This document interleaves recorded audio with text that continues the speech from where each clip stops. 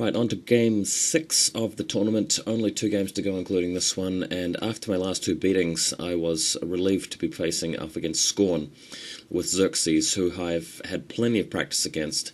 This particular Xerxes list only differed in a couple of ways from other Xerxes lists that I've faced.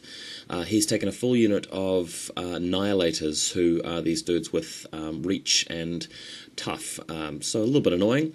He's got Molik, which is the staple Skorne character, War Beast, which everybody takes, but funnily enough I've never actually played him because the 2 guys that I play against don't actually like Molik in terms of the model, or just because he's unoriginal. I don't know why, but anyway, he's got the full unit of, well, the 5 unit of Cetratii, or 6 or whatever it is, and some Arcuarii, a Titan Sentry, paint givers. He's got a few different support solids and things. I'll post it up in the video description. But the scenario is Incursion, and if you look here, there are 2 big pillars which represent 2 flags, and 1 coin in the middle, which is the 3rd flag. One of these is going to go away, and I think that if I play this right, I should be able to put my strength into places where I can do a lot of damage, and with his slow-moving Cetratii, I can actually sort of control the game a little bit with my movement here, so I'm feeling confident that I can take this, especially with practice against Xerxes. Next photo, just an overview of his side of the table. You can see he's got quite a fair bit behind his big wall of armour. Xerxes himself, obviously, he's got the dude that holds the standard and gives out battle orders. He's got plenty of pain givers, and he's got that solo that collects the souls and casts spells. Can't remember his name. He's even got Orin Midwinter, the the mercenary who works for Skorne. So that's there as well, but it'll be interesting to see which flag goes away after the first turn as well. Next photo, it's Skorne who has gone first, moving up fairly slowly. One thing I don't really understand about Skorne players in this situation is why they feel so compelled to shield wall on the first turn, whereas he could equally well have just run up and there's nothing I could actually do to hurt him. I mean, sure, I could have sent my Lord of the Feast over maybe and do a little bit of damage, but it's not like he's going to kill any of the Cetratii, and by running in his first turn, surely he'd get much closer to the objectives and put pressure on me straight away. But he hasn't seemed to have done that, so I can hopefully get into a better position on my first turn. So next photo, I show you exactly what I've done here. I've put the Wolfriders around to the little barrels on the docks on the right hand side here. You guys may notice I've actually played on this table before in round 4. But just due to the way that the draw works, it's quite hard to sort of get lots of pairs without a really good computer-generated sort of draw maker, and on different tables every time. But I've prayed his Arcuarii. He doesn't seem to have wanted to run them away. I think a lot of players in the situation, once they see that the prey is on the Arcuarii, they'll run them around the side of their battlefield so that the Wolfriders can do very little. But he seems confident that they can stand up to the javelins. And with the beast just moving up, really, and waiting for him to come around that big wall in the middle of the field. Next image, his second turn moves up fairly close. He's still shield warding, still moving up, in a really sort of careful sort of way. And the thing is that I'm going to be able to actually start scoring in my second turn. Actually, I must say that this is actually the end of his first turn, mind you. This is just a photo showing the left-hand side. So, in fact, let's just negate what I just said there and go on to the next image, which actually shows you what he's really doing here. This is Skorne turn 2, running a unit of Nihilators in front of this objective in such a way that he believes that I can't clear them all out. They are tough, so the Lord of the Feast and the Berserk Stalker there, with Warpath as well, if he does pass more than 30% of his, 33% of his tough rolls, yeah, maybe I will have a lot of trouble. But if I'm lucky enough here and he fails a lot of them, I might be able to clear them all out and take a point straight away. Next image, he's really just moved his forces around very slowly. He's got the Cetratii moving in within 4 inches of the objective, but just counting them up, he's got 4 guys within range of it. There are two which are slightly held back a bit, but looking at my control area, I realised that if I sent a Stalker in and did a lot of damage there, I could actually get 2 points in the first turn with a lot of luck.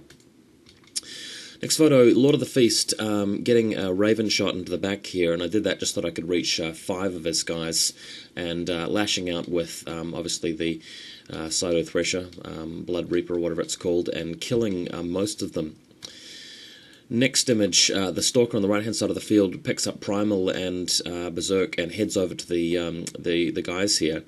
and luckily they don't have Defender's Wood on them. It's actually the Nihilators who had Defender's Wood, and I used Wraithbane on the Lord of the Feast to deal with that. But this Stalker, his goal here is to kill 4 Cetratii this turn, and he did pretty well. He's got the Claw, he's got the Sword, he's got Primal on him, and just smashing away at them. But crucially, I was only able to kill 3. The 4th one happened to be in range of the objective, so I wasn't able to get 2 points straight off the bat. And obviously this Stalker here is going to be holding them up for a while, so I can concentrate on actually getting some points and putting the pressure on him really to have to move his forces to contest, allowing me to pick them off really easily. With this wall in the middle of the field, that's actually quite crucial because it allows me to do that. I think the best bet for him would have been to have actually moved his forces centrally, all in unison, into the middle of the field between the 2 flags, because the flag on the right-hand side is actually the one that's disappeared. Next photo, I've moved in with my Stalker and wiped out almost all of the Nihilators, so I sent in the Gnarlhorn as well to pick off the last one. And haven't had to use any Primal at this point, luckily, but there's a lot of Wraithbane going on here, and this means that I pick up a point straight away, which was wonderful. Molik Khan staring me down though. Next image, Molik Khan does activate and charges over here, kills the Lord of the Feast very easily, and he's got Sidestep, so after that kill he was able to move up and start attacking the Gnarlhorn. Let's go into the next photo. He actually hack slash at the Gnarlhorn and does kill it, with some help, I think, from Future Sight, or Hindsight, or whatever it is. And luckily the Stalker is intact, so in my next turn I may actually be able to kill Molik and get a 2nd point, but Molik's got Defender's Wood on him at this point. He's going to be a bit of a mission. Next image, on the right-hand side of the field, things going alright with the Wolfriders, actually picking off 2 of the Arcuarii already. His response sees the Sentry actually destroy the Stalker straight away with Fury, and his little pain givers helping him out there. The Cetratii have moved up here, but luckily I've got the Pureblood within 4 inches of the objective, just barely.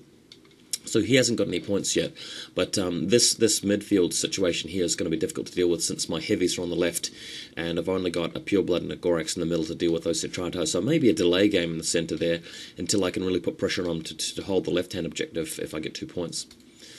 Next image, the Wolfriders move out again and rip up the remaining 2 Arcuarii, so that's very helpful. Getting rid of those guys, I'll be able to pray his Cetratii now and actually possibly move in and delay them further with the Wolfriders, and that will be a really quite comfortable way to do it, allowing me to sort of get the maximum impact on the left-hand side of the field and really eat into his reserves. Next photo, I've actually moved away here with a Pureblood. I can't quite remember what happened here. I think I did some sprays. No, what I've done is I've moved over and I've put Wraithbane on the Stalker so that he can then attack Molik, and I've had to actually trample and then Wraithbane. Very important that I keep the Stalker without having to frenzy him because he's an important model at this stage. But doing heaps of damage onto Molik, but only leaving him with 2 boxes or 4 boxes or whatever it was, so hugely disappointing not to kill him. And I've activated everything else except Kromac. So let's go to the next photo. Kromac decides he's got his feet up his sleeve. He casts Lightning Strike on himself, and he goes for it, and just jumps all the way over to the other side of the field and attacks Molik, kills him, moves out of the way. So Kromac having to do the dirty work himself, you know, his force is not able to do the job for him, so this is where I'm really grateful to have an awesome long-range caster which can do some damage in close combat to save the day there. So next image, that's how things end up. Kromac's has jumped over, killed Molik, and then Lightning Strike back 6 inches. He's got, he had a few Fury left because he'd overcut himself during the feat, but he just used the remaining Fury to heal himself back up again, so that he was a bit more efficient with it. And as you can see, I've placed a wall of shifting stones in the way so that his Cetratii can't charge my Pureblood so easily, and really put me in a bad way. But I've got 2 points at the end of this turn, so the pressure is on him now to actually send guys into within 4 inches of this objective on the left. And luckily, I'm in a situation where I can leech Fury back from the the Pureblood and the Stalker, and hopefully kill everything in range, giving me the 3rd point. And even if I can't, I may well be able to attrition the win thanks to the Wolfriders over there being able to move in and obviously do some damage to the Cetratii as well. The Gorax still has a Fury point there, but I can suck it away with the Serenity from the stones if it's not destroyed by the Cetratii, which will probably happen, mind you. Next photo, Orin Midwinter moves out and tries to cast a little bit of lightning on these stones, but not powerful enough. The stones have plenty of boxes, and he survives that. Next image, the Cetratii, however, move up and hack the stones down, destroy most of them. Really happy that he took the bait there rather than moving around them, because that means that he is, he's slowed down for yet another turn with his Cetratii. I don't have to worry too much about his objective there, because even if he scores 1 point, I want 2 points and I only need a third one to win, so that's fine there. Next image, his little solo here, I'll have to look up his name, but he's got 5 soul tokens here. He moves out and kills the stone and hangs out, really. Doesn't have too much to do with those souls, but I think he's slightly within 4 inches of the objective to the left as well. Next image, the Sentry moves up and tries to destroy the Gorax, but with the wall bonus giving me some defense, I managed to survive that barely. I think he did get one hit in there, which did a lot of damage, but not enough to actually kill the Gorax. Next image, and here's the crucial play that I was waiting for. He's moved 2 Paingivers in range and his little support, Cetratii solo and flag bearer. I mean, if you look at that photo very carefully, his other solo to the bottom right looks like it might barely be within 4 inches, but couldn't quite tell. As you can see, my Stalker is meant to be in base space for the flag, but I think we bumped him and he's just slightly off. But I've got 2 points there, as indicated by the dice on top of the pillar. So all I have to do here to win is to kill those 4 and maybe 5 models, and I've got the resources to do it here. Next photo, the Pureblood moves up, kills the first Paingiver and the other solo just in case he was in range. Killed the first one, warped over, and then killed the other guy with Warp Strength. And the Stalker, of course, moving over, warping Berserk. He's got Wild Aggression on him and able to rip up these last 3 guys, giving me the game. So it was a fairly comfortable win by the end of it. I was a bit nervous at a couple of points, especially with Molik and the Cetratii not being taken out by the first Stalker, but managed to get there in the end. And I think really, strategy-wise, that wall in the middle of the field forces troops to go either left or right, and I was able to commit the bulk of my attacks to destroying one or the other and comfortably winning on scenario. It also gives me 3 control points for the draw, and sometimes rankings at the end of the day are worked out on how many control points and caster kills you got, so I was quite happy to actually pick up some more control points during that game. Anyway, I enjoyed that one, hope you guys did as well. We're coming up to the lucky last game after this. Stay tuned and make sure you watch it.